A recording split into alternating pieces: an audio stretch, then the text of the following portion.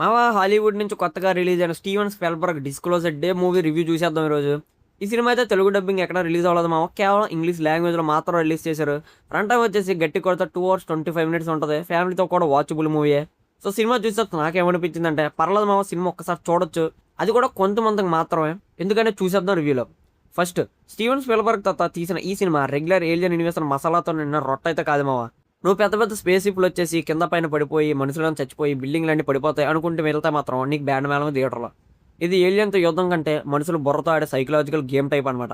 Aliens ఉంటే మనం ఎలా రియాక్ట్ అవుతాం అనే టైప్ మీద తీసిన ఒక స్లో బర్న్ ఫిలాసాఫికల్ క్లాస్ ఇది. అసలు కథ సింపుల్గా చెప్పేస్తా విను. డానియల్ అనే ఒక హ్యాకర్ కుర్రాడు ఒక పెద్ద కంపెనీ నుంచి ఏలియన్ సీక్రెట్స్ అన్న ఫ్లాష్ డ్రైవ్స్ దొబ్బేస్తాడు అనమాట. ఇంకో పక్క మార్గరెట్ అనే ఒక టీవీ వెదర్ రిపోర్టర్ లైవ్ టీవీలో సడన్గా ఏలియన్ లాంగ్వేజ్ మాట్లాడడం మొదలు పెట్టేస్తుంది. అయితే ఈ కంపెనీ సీఈఓ వీళ్ళిద్దరిని వేసేయడానికి వెంటపడుతూ ఉంటాడు అనమాట. వీళ్ళిద్దరూ కలిసి ప్రపంచంలో ఉన్న 8 బిలియన్ జనాలకి ఏలియన్స్ గుట్టి ఎలాగిప్పారు అనేదే కథమవ.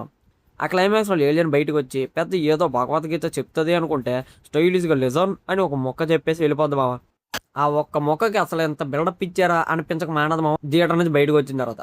హాస్పిటల్ గురించి మాట్లాడితే ఎమిలీ బ్లంట్ యాక్టింగ్ గురించి గట్టిగానే చెప్పాల్సిందే. ఎందుకంటే ఆమె కెరీర్ బెస్ట్ పెర్ఫార్మెన్స్ ఇచ్చి పడేసింది.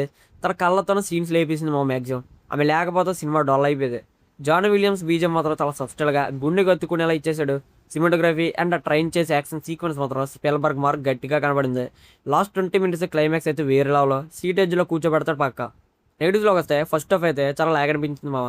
ఏలియన్స్ సినిమాలో ఏలియన్స్ తక్కువైపోయి వాళ్ళ సోది ఎక్కువైపోయింది.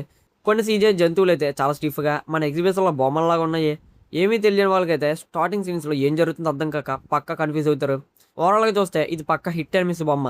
అంటే సగం మందికి తెగ నచ్చేస్తుంది, మిగతా సగం మందికి తెగ చిరాకు తెప్పిస్తుంది అనమాట.